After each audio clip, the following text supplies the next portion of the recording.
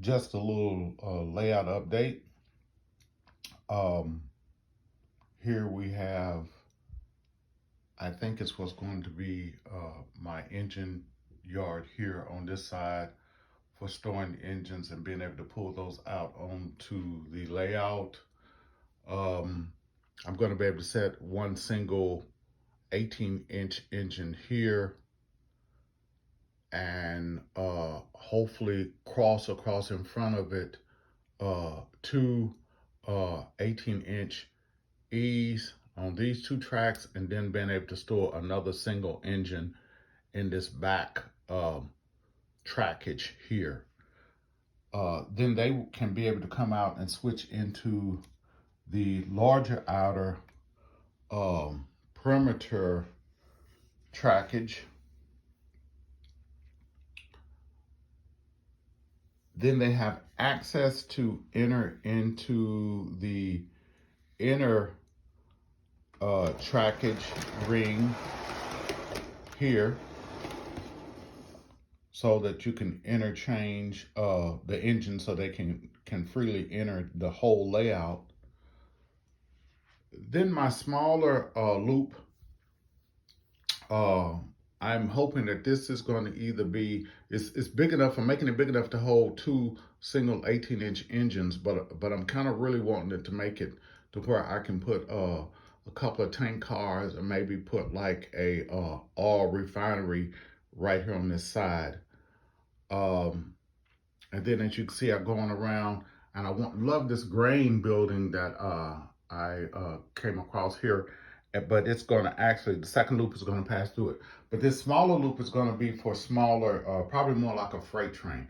I don't even think my passenger cars will make all the loopage here. I'm hoping and planning on being able to switch this inner loop back into the outer loop on this siding over here.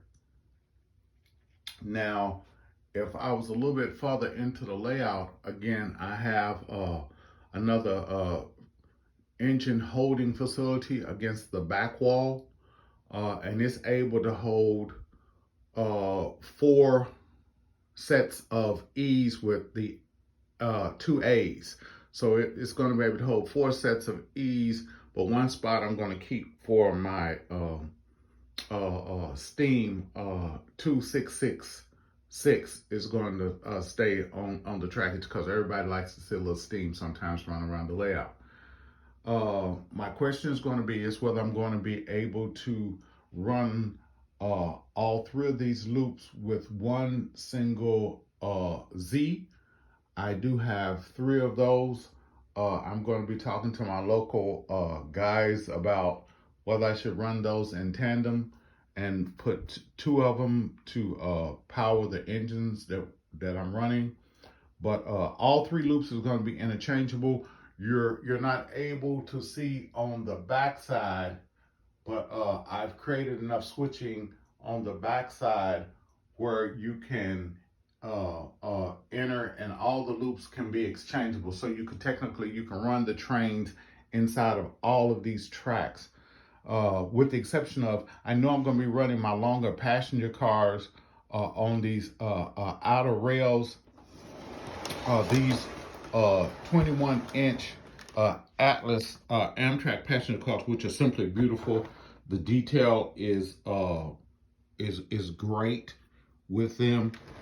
They're going to only be able to pass on the outer two rails. Hopefully, I think maybe if I can get another curved switch, which I need a curved switch in that outer trackage over there. There's a curved switch, but the one I have, I think, is a much smaller radius. I need like a 72, and I'm going to find me one of those, and I think put into that place so that I can run these cars on both loops. So hey, just a little update. I think this is going to probably end up being my footprint for my layout. I think it's going to look really good with some scenery. I've got everything I need. I've been collecting for years. And this is not the layout that truly I wanted, guys. I wanted a much, much larger area. But thinking about hitting that retirement stage, and if so, I'm not wanting to pay a lot more for a house. So I'm going to try to make this run as a really neat little layout. I'm going to try to put a lot of nice places into it. Keep following me. This is Keith, Illinois Central fan. Hey, have a great day.